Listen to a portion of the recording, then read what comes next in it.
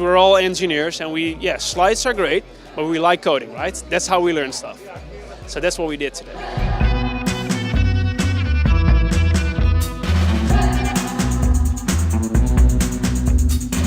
Hi, my name is Erwin. I work at Google. I'm a machine learning specialist at Google, where I work with customers to solve problems using machine learning. So I didn't use the word Google because we're here at Open Source Day today.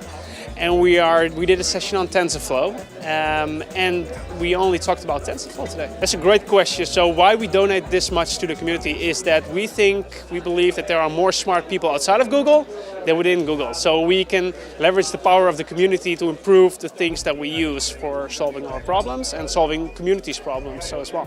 So a lot of smart people working on our open source projects.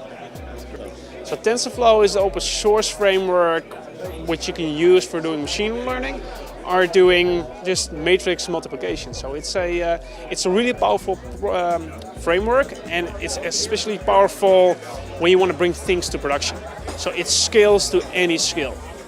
Tensorflow you can use for a lot of different things. So most people use it for machine learning problems, and a specific when they want to use neural networks or deep learning to solve their business problems. So it could be like building a recommender, or they can be, for example, fraud detection. So they use it for different types of problems.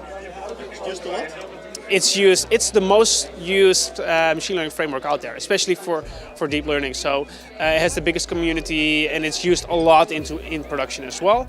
And we have great partners like GoDataDriven who help our customers get up and running on TensorFlow and apply it into production. Definitely you should learn something about TensorFlow.